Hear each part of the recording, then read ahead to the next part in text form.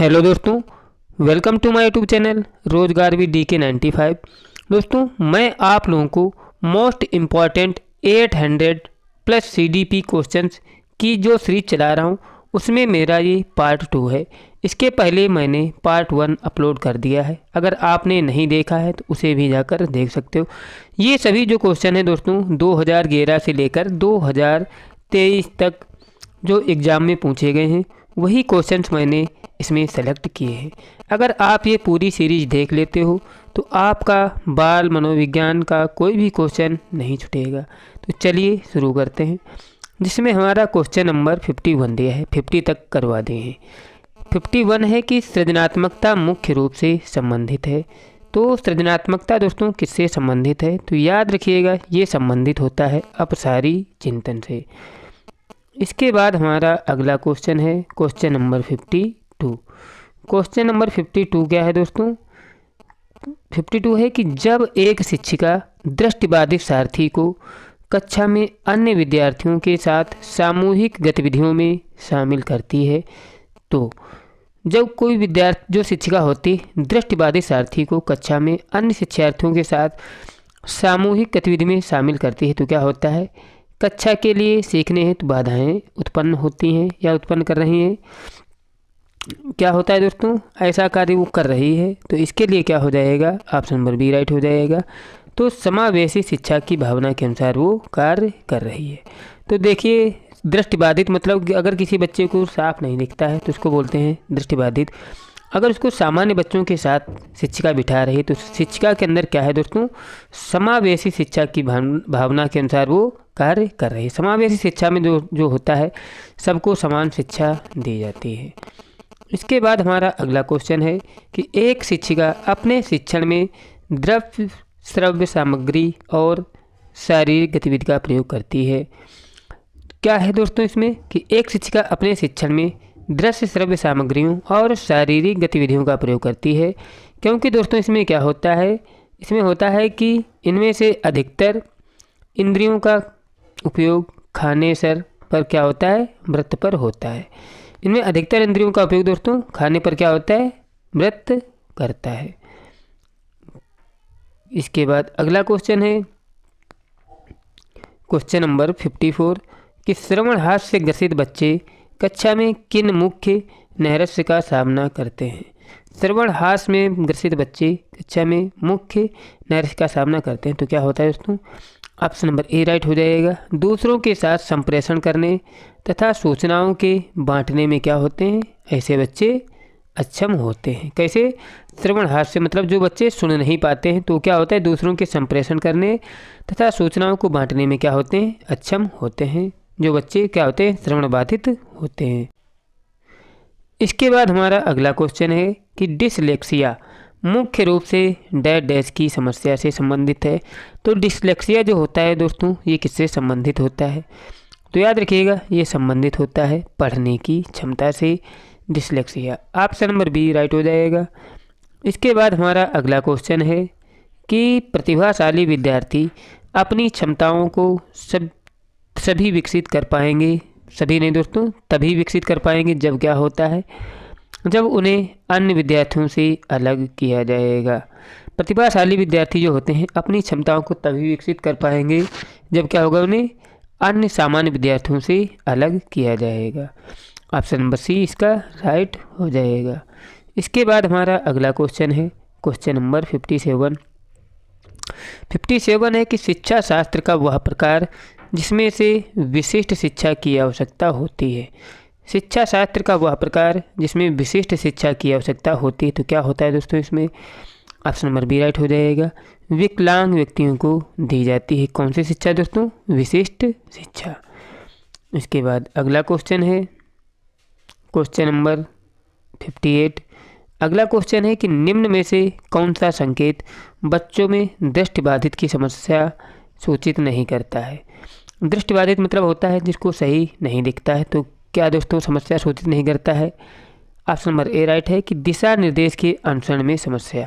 मतलब जो उसको बताया जा रहा है उसको तो वो आसानी से सुन सकता है लेकिन क्या है? स्पष्ट देख नहीं सकता है। तो दिशा निर्देश के अनुसरण में समस्या उसको नहीं आएगी। उदासी और ठोकर लगने का भय, ये तो सभी हो सकते हैं।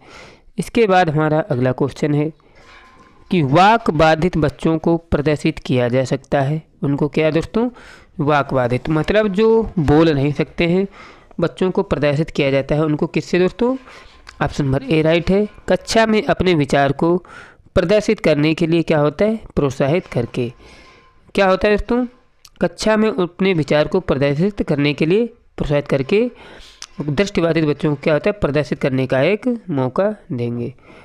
इसके बाद हमारा अगला क्वेश्चन है क्वेश्चन नंबर 60 है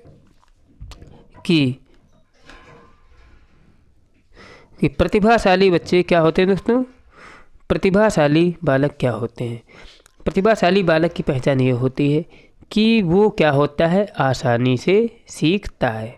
मतलब जो भी चीज़ उसको बताई जाती है वो उसको आसानी से सीख और समझ सकता है। तो वो बालक क्या होगा दोस्तों?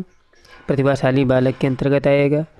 अगला क्वेश्चन है कि मंद अधिगमकर्ता उनकी शैक्षिक उपलब्धि सामान्य योग्यता से कम रह जाती है तो क्या कहे जाते हैं? मंद अधिगमकर्ता और उनकी शैक्षिक उपलब्धि सामान्य योग्यता से कम रह जाती है तो उसे क्या कहते हैं? तो दोस्तों उसे हम कहते हैं पिछड़े बालक। इसके बाद में अगला क्वेश्चन है क्वेश्चन नंबर 62 कि दृष्टि दोष से युक्त बच्चों को आकृतियों का ज्ञान देना चाहिए। दृष्टि दोष से युक्त बच्चों को आकृतियों का ज्ञान देना चाहिए। कैसा दोस्तों? त्रिआयामी आकृतियों के स्पर्श द्वारा उनको ज्ञान देना चाहिए दृष्टि दोष से पीड़ित बच्चों को। इसके बाद हमारा अगला क्वेश्चन है क्वेश्चन नंबर 63 है कि कम गति से सीखने वाले बच्चों की मुख्य विशेषता होती है। कम गति से सीखने वाले बच्चों की मुख्य विशेषता क्या होती है? ऑप्शन नंबर ए राइट हो जाएगा। उनमें किसी न किसी प्रकार की क्षमता होती है जो उसके ज्ञानार्जन व शैक्षिक उपलब्धि को क्या करती है? प्रभावित करती है। ये होती दोस्तों क्या? कम गति से सीखने वाले बच्चों की विशेषता। मतलब उनके अंदर किसी न किसी प्रकार की क्या होती है? अक्षमता होती है। अगला क्वेश्चन है क्वेश्चन नंबर 64 कि निम्न में से कौन सी क्षमता केवल जन्मजात होती है? कौन सी क्षमता जो होती है केवल जन्मजात होती है? दृष्टि दोष, श्रवण दोष, मूक बाधिर या मंदबुद्धि। जो जन्मजात होती है वो होती है दोस्तों मूक बाधिर। ये एक जन्मजात होती है। बाद बाकी अन्य दोस्तों जन्मजात होने की संभावना नहीं होती है। इसके बाद हमारा अगला क्वेश्चन है क्वेश्चन नंबर 65 कि निम्न में से कौन सी इकाई का उपयोग सुनने की क्षमता की जांच हेतु किया जाता है? निम्न में से कौन सी इकाई का उपयोग सुनने की क्षमता की जांच हेतु किया जाता है? तो वो होता है दोस्तों डेसीबेल। सुनने की क्षमता को दोस्तों किस में मापा जाता है? डेसीबेल में मापा जाता है। इसके बाद हमारा अगला क्वेश्चन है क्वेश्चन नंबर 66 कि किस प्रकार के बच्चों की शिक्षा हेतु सांकेतिक भाषा का प्रयोग किया जाता है? किस प्रकार के बच्चों की शिक्षा हेतु सांकेतिक भाषा का प्रयोग किया जाता है? तो दोस्तों वो होता है मूक बाधिर। मूक बाधिर जो बच्चे मतलब बोल नहीं पाते हैं उनके लिए सांकेतिक भाषा का प्रयोग किया जाता है। इसके बाद हमारा अगला क्वेश्चन है क्वेश्चन नंबर 67 कि प्रतिभाशाली बच्चे क्या होते हैं? प्रतिभाशाली बच्चे क्या होते हैं दोस्तों? ऑप्शन नंबर बी राइट हो जाएगा। प्रतिभाशाली बच्चे वो होते हैं जो मानव के लिए महत्वपूर्ण किसी भी क्षेत्र में असंभवतः अच्छा निष्पादन करते हैं। मानव के लिए महत्वपूर्ण किसी भी क्षेत्र में क्या होता है? असंभवतः अच्छा निष्पादन करते हैं तो दोस्तों प्रतिभाशाली बच्चे ही होते हैं। इसके बाद हमारा अगला क्वेश्चन है क्वेश्चन नंबर 68 कि प्रतिभाशाली बच्चों के संदर्भ में संवर्धन संगठन का अर्थ है। प्रतिभाशाली बच्चों के संदर्भ में संवर्धन संगठन का अर्थ क्या होता है? तो वो होता है दोस्तों ऐसे विद्यार्थियों को वर्तमान स्तर ग्रेड को छोड़कर अगले उच्च स्तर ग्रेड में क्या होता है? पास करना। ये होता है प्रतिभाशाली बच्चों के संदर्भ में संवर्धन संगठन का अर्थ। इसके बाद में हमारा अगला क्वेश्चन है क्वेश्चन नंबर 69। क्वेश्चन नंबर 69 भी दोस्तों प्रतिभाशाली शिक्षार्थी से है। दिया है कि प्रतिभाशाली विद्यार्थी के लिए निम्न में से कौन सी गतिविधि सर्वाधिक उपयुक्त है? तो क्या होता है दोस्तों कौन सी विधि जो है सर्वाधिक उपयुक्त है? ऑप्शन नंबर ए दिया है कि अभी हाल ही में हुए मैच के प्रतिवेदन लिखना, ऑप्शन नंबर बी राइट है इसका कि दी गई संकल्पनाओं के आधार पर मौलिक नाटक लिखना। ये दोस्तों क्या है, संकल्पनाओं के आधार पर नाटक लिखना, ये जो होता है प्रतिभाशाली विद्यार्थी की गतिविधि का सर्वोत्कृष्ट उपयुक्त कारक है, जो 4 विकल्प इनमें से दिए हुए हैं। इसके बाद हमारा अगला क्वेश्चन है क्वेश्चन नंबर 70 है कि शारीरिक गतिक बुद्धि रखने वाले बच्चों की अंतिम अवस्था निम्न में से कौन सी होती है। शारीरिक गति बुद्धि रखने वाले बच्चों की अंतिम अवस्था निम्नलिखित में से कौन सी होती है। तो वो होती है दोस्तों शल्य चिकित्सक। शल्य चिकित्सक जो होती शारीरिक गति बुद्धि रखने वाले बच्चों की अंतिम अवस्था होती है। इसके बाद हमारा अगला क्वेश्चन है क्वेश्चन नंबर 71 है कि प्रतिभाशाली विद्यार्थी डैश होते हैं। प्रतिभाशाली विद्यार्थी दोस्तों कैसे होते हैं, मतलब वो किस प्रकार का चिंतन करते हैं। अभिसारी चिंतन नहीं करते हैं, कौन सा करते हैं, अपसारी चिंतन करते हैं प्रतिभाशाली शिक्षार्थी। ऑप्शन नंबर बी इसका राइट हो जाएगा। इसके बाद में हमारा अगला क्वेश्चन है क्वेश्चन नंबर 72 कि निम्न में से कौन सा सृजनात्मकता से संबंधित नहीं है। कौन सा जो है सृजनात्मक के अंतर्गत नहीं आता है, मौलिकता, प्रभाव, मितव्यता या उपयोगिता। ये ए, बी और डी वाले तो आते हैं, लेकिन जो मितव्यता होता है दोस्तों ये सृजनात्मकता से इसका कोई लेना देना नहीं है। इसके बाद में हमारा अगला क्वेश्चन है कि निम्नलिखित में से कौन सा भूलने का सिद्धांत है। तो 4 विकल्प दिए हैं, इनमें से कौन सा भूलने का सिद्धांत है। तो इसके लिए ऑप्शन नंबर बी राइट हो जाएगा। कौन सा, प्रतीप अवरोध। प्रतीप अवरोध जो होता है ये भूलने का सिद्धांत है। इसके बाद हमारा अगला क्वेश्चन है क्वेश्चन नंबर 72 क्वेश्चन 74 है कि निम्नलिखित में से कौन से मानसिक विकार के लक्षणों को भी दर्शाते हैं।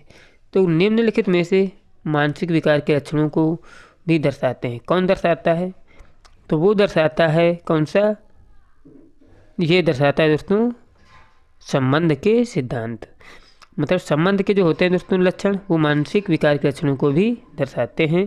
सिवाय तो दोस्तों भग्नाशा को दर्शाता है और तनाव को भी दर्शाता है, चिंता को भी दर्शाता है, लेकिन जो दिया है यहाँ पे संबंध को क्या करता है, वो दर्शाता नहीं है।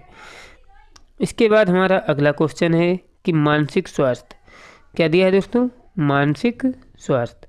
मानसिक स्वास्थ्य में क्या होता है, मानसिक स्वास्थ्य के नियमों को खोजना और उन्हें बनाए रखना अध्ययन का केंद्र बिंदु है। यह कथन किसका है। तो यह दोस्तों कथन है, क्या है दोस्तों, यह कथन है किसका, ड्रेवर का है। ऑप्शन नंबर क्या हो जाएगा इसका, ऑप्शन नंबर सी राइट हो जाएगा। इसके बाद हमारा अगला क्वेश्चन है क्वेश्चन नंबर 76। क्वेश्चन नंबर 76 है कि इनमें से कौन राष्ट्रीय पाठचर्या रूपरेखा 2005 का मार्गदर्शी सिद्धांत नहीं है। तो इनमें से कौन सा जो है राष्ट्रीय पाठचर्या रूपरेखा 2005 का मार्गदर्शक सिद्धांत नहीं है। तो इसके लिए क्या हो जाएगा, ऑप्शन नंबर बी मतलब सी राइट हो जाएगा। कौन सा, शिक्षा देना। अंग्रेजी भाषा में जो शिक्षा देना है वही क्या है दोस्तों, राष्ट्रीय पाठचर्या रूपरेखा 2005 की मार्गदर्शी सिद्धांत नहीं है। इसके बाद हमारा अगला क्वेश्चन है क्वेश्चन नंबर 77 कि राष्ट्रीय पाठचर्या की रूपरेखा NCF 2005 के दस्तावेज में भाषा के लिए निहित है। तो कौन सा निहित है राष्ट्रीय पाठचर्या की रूपरेखा NCF 2005 के दस्तावेज में। तो इसका क्या हो जाएगा, ऑप्शन नंबर ए राइट हो जाएगा। कौन सा, एक भाषा। जो एक भाषा होती है ये राष्ट्रीय पाठचर्या की रूपरेखा 2005 के दस्तावेज के लिए निहित होती है, वो होती है अपनी कौन सी, मातृभाषा होती है। इसके बाद में अगला क्वेश्चन है क्वेश्चन नंबर 78 कि राष्ट्रीय पाठचर्या की रूपरेखा NCF 2005 के आधारभूत सिद्धांतों में से कौन सा सम्मिलित नहीं है। तो कौन सा जो है राष्ट्रीय पाठचर्या की रूपरेखा 2005 के आधारभूत सिद्धांतों में से कौन सम्मिलित नहीं है। तो इसका ऑप्शन नंबर ए राइट हो जाएगा। कौन सा है दोस्तों, अच्छी बाह्य क्रियाओं का आयोजन करना। ये जो होता है राष्ट्रीय पाठचर्या की रूपरेखा 2005 के आधारभूत सिद्धांतों में शामिल नहीं है। NCF से दोस्तों कोई ना कोई क्वेश्चन जरूर पेपर में आपको देखने को मिलेगा। अगला क्वेश्चन है कि 5वीं कक्षा के दृष्टिबाधित विद्यार्थी, 5वीं कक्षा के दृष्टिबाधित विद्यार्थी के लिए क्या है? तो ऑप्शन नंबर सी इसके लिए राइट हो जाएगा। क्या है दोस्तों कि विद्यार्थी के साथ कक्षा में सामान्य रूप से व्यवहार किया जाना चाहिए और श्रव्य सीडी के माध्यम से सहायता उपलब्ध कराई जानी चाहिए। 5वीं कक्षा के दृष्टिबाधित विद्यार्थी के साथ क्या करना चाहिए? उसके साथ सामान्य व्यवहार किया जाना चाहिए जैसा अन्य बच्चों के साथ किया जाता है। अगला क्वेश्चन है क्वेश्चन नंबर 80 है कि कक्षा 5 के न्यून दृष्टि वाले बालकों को क्या करना चाहिए? तो कक्षा 5 के न्यून दृष्टि वाले बालकों के लिए क्या करना चाहिए? ऑप्शन नंबर सी राइट हो जाएगा कि कक्षा में सामान्य रूप से बर्ताव करना चाहिए एवं ऑडियो सीडी के जरिए उन्हें सहायता प्रदान करनी चाहिए। जो न्यून दृष्टि वाले बच्चे होते हैं कक्षा 5 के नीचे वाले। इसके बाद में अगला क्वेश्चन है क्वेश्चन नंबर 81। क्वेश्चन नंबर 81 कह रहा है कि भारतीय संविधान के अनुच्छेद 41 व 46 निम्न में से किसके कल्याण से संबंधित हैं? तो भारतीय संविधान के अनुच्छेद 41 व 46 निम्न में से किसके कल्याण से संबंधित हैं? तो दोस्तों 41 व 46 हैं किसके लिए? वो संबंधित हैं आर्थिक रूप से पिछड़े व्यक्तियों के लिए। तो अनुच्छेद 41 व 46 संबंधित हैं आर्थिक रूप से पिछड़े व्यक्तियों से संबंधित होते हैं। इसके बाद हमारा अगला क्वेश्चन है क्वेश्चन नंबर 82। क्वेश्चन नंबर 82 है कि शिक्षा के क्षेत्र में पाठ्यचर्या शब्दावली और संकेत करती है। शिक्षा के क्षेत्र में पाठ्यचर्या शब्दावली की ओर क्या संकेत करती है? इसके लिए ऑप्शन नंबर बी राइट हो जाएगा। क्या है? विद्यालय का संपूर्ण कार्यक्रम जिसमें क्या होता है विद्यार्थी प्रतिदिन अनुभव प्राप्त करते हैं, वही क्या होता है शिक्षा के क्षेत्र में पाठ्यचर्या शब्दावली की ओर से क्या करता है? संकेत करती है। इसके बाद में अगला क्वेश्चन है क्वेश्चन नंबर 83 कि समावेशी दिशा क्या होती है? समावेशी दिशा क्या होती है दोस्तों? ऑप्शन नंबर बी राइट हो जाएगा। कक्षा में विविधता का उत्सव मनाती है समावेशी शिक्षा। विविधता मतलब क्या होती है दोस्तों? कोई बच्चा होशियार है, कोई कमज़ोर है, कोई विकलांग है। समावेशी शिक्षा में दोस्तों क्या होते हैं? सभी एक साथ शिक्षा ग्रहण करते हैं। अगला क्वेश्चन है कि एक समावेशी विद्यालय में क्या होता है?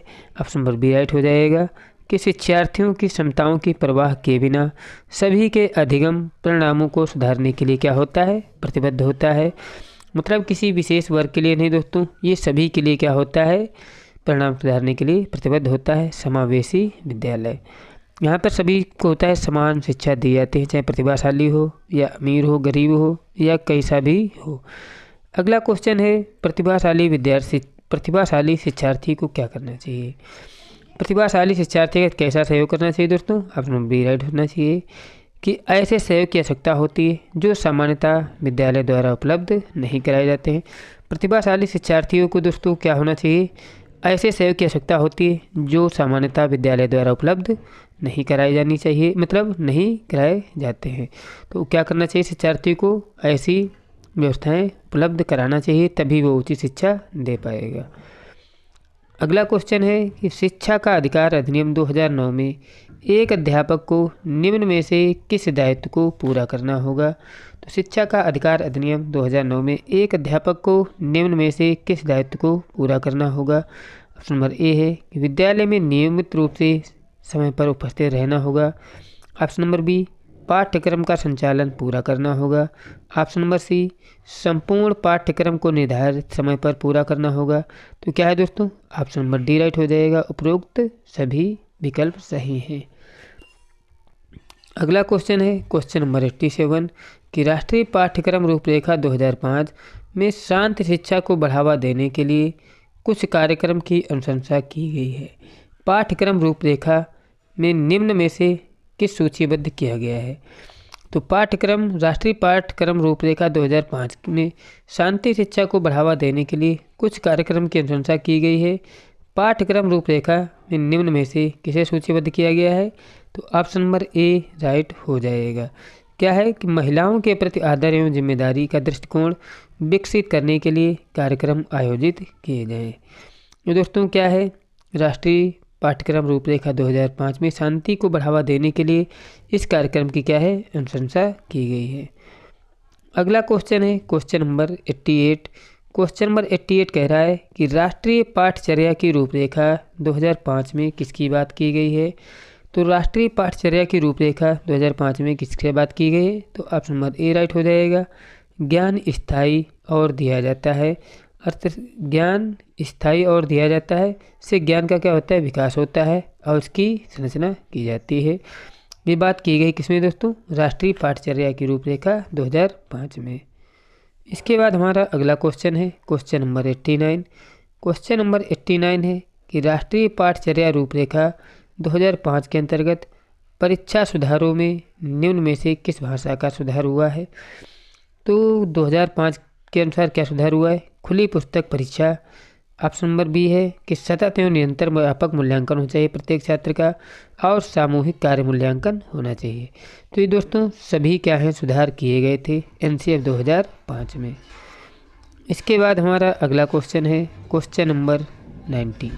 क्वेश्चन नंबर 90 है कि समावेशी शिक्षा उस विद्यालयी शिक्षा व्यवस्था की ओर संकेत करती है।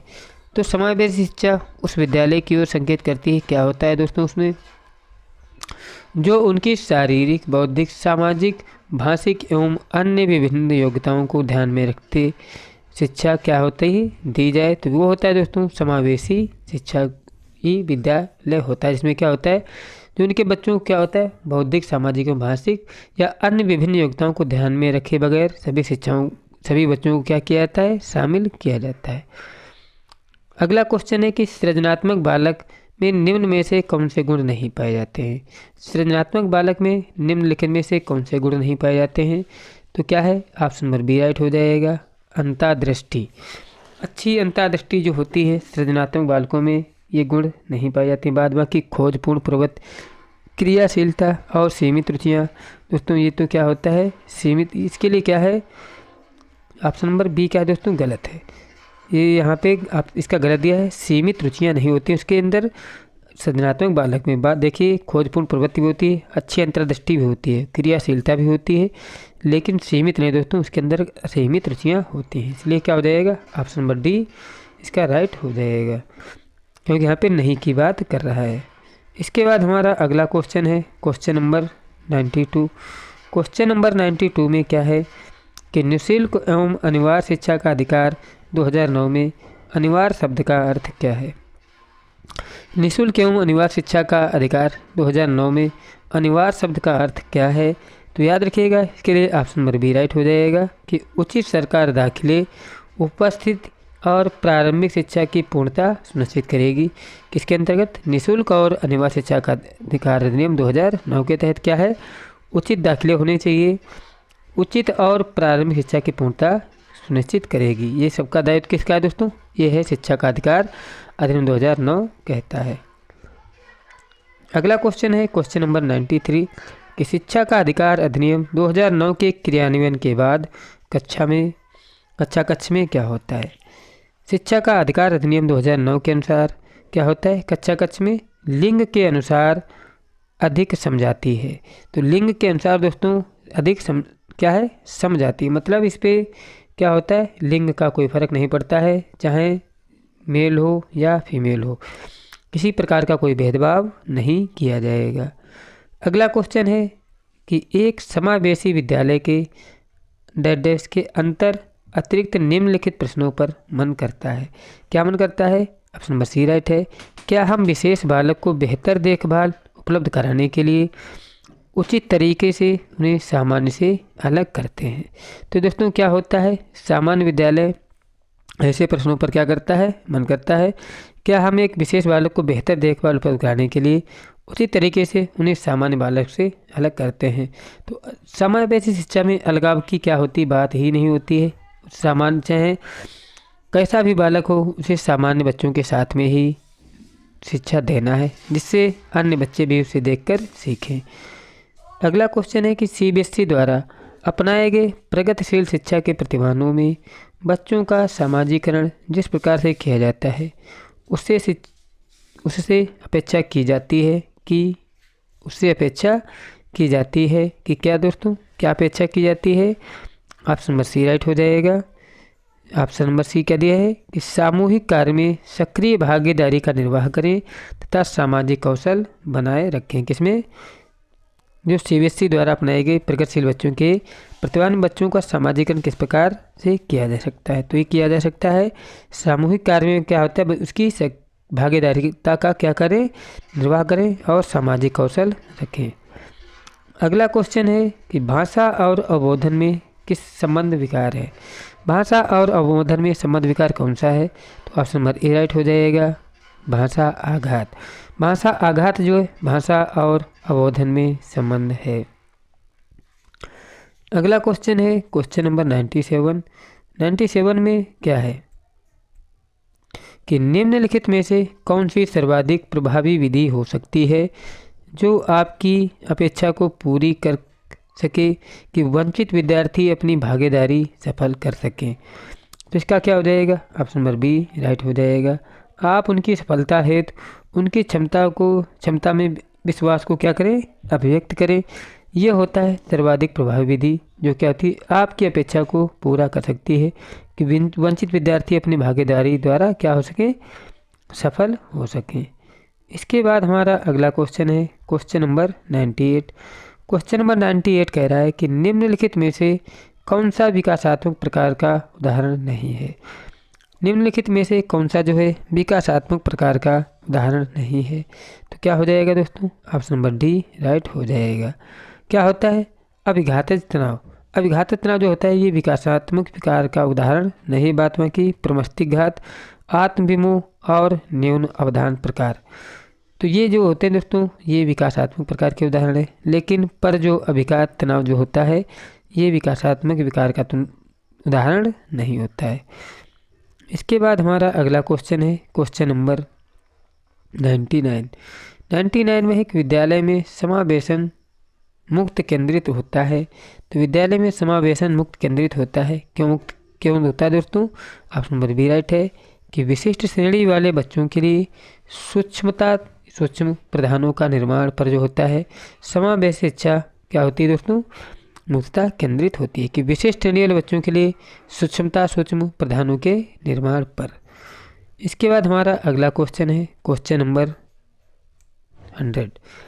क्वेश्चन नंबर 100 कह रहा है कि निम्नलिखित में से समस्या समाधान को क्या बात नहीं करता है? निम्नलिखित में से समस्या समाधान को क्या बात नहीं करता है? तो क्या बात नहीं करता है समस्या समाधान में दोस्तों? निर्धारण होना चाहिए, मानसिक स्वरूप को होना चाहिए, मोर्चाबंदी ये तो होती है, लेकिन अंतर्दृष्टि की बात नहीं करता है समस्या समाधान में।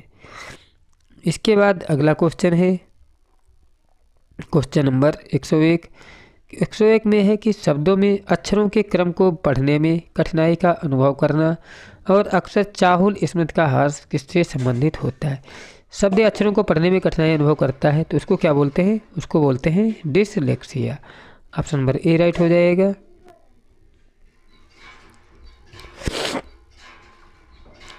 क्वेश्चन नंबर 102 है हमारा कि सभी प्रकार के विद्यालयों में सभी की शिक्षा निम्नलिखित में से किसके लिए प्रचार वाक्य हो सकता है?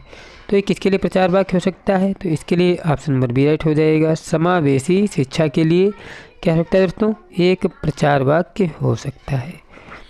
इसके बाद हमारा अगला क्वेश्चन है कि प्रवाहपूर्णता, व्याख्या, मौलिकता और लचीलापन डैश के साथ संबंधित तत्व है। प्रवाहपूर्णता कामा व्याख्या का मौलिकता और लचीलापन डैश के साथ संबंधित तत्व है। तो कौन सा होता है दोस्तों? वो होती है प्रतिभा। ऑप्शन नंबर ए इसका राइट हो जाएगा। अगला क्वेश्चन है कि प्रतिभाशाली शिक्षार्थियों को डैश से जुड़े प्रश्नों पर अधिक समय देने के लिए कहा जाता है। प्रतिभाशाली विद्यार्थियों को किस टाइप के प्रश्नों पर अधिक ध्यान देने के लिए कहा जाता है? जो सृजनात्मक प्रश्न होते हैं इनको करने के लिए क्या होता है? प्रतिभाशाली बच्चों को प्रेरित किया जाता है। इसके बाद हमारा ये लास्ट क्वेश्चन है कि अध्यापक के दृष्टिकोण से प्रतिभाशीलता किसका संयोजन है? अध्यापक के दृष्टिकोण से प्रतिभाशीलता का संयोजन है, किसका संयोजन है? ऑप्शन नंबर ए राइट हो जाएगा। उच्च योग्यता, उचित रचनात्मकता या उच्च वचन बदला। जो उच्च वचन जो होते हैं दोस्तों, ये क्या होते हैं? अध्यापक के दृष्टिकोण से प्रतिभाशाली बालकों के संयोजन क्या होते हैं? उच्च योग्यता होती है, उचित रचनात्मकता भी होता है। उच्च ये दोस्तों कुछ यहाँ पे गलत टाइपिंग है, इसलिए क्या है? ऑप्शन नंबर ए ही इसका राइट हो जाएगा। दोस्तों अगर आपको ये क्वेश्चन पसंद आए हों तो वीडियो को ज़रूर लाइक करें। चैनल को सब्सक्राइब नहीं किया है तो चैनल के भी सब्सक्राइब कर लें। दोस्तों अगला पार्ट आपको जल्दी ही देखने को मिलेगा। मिलते हैं एक नए वीडियो के साथ। जय हिंद, जय भारत।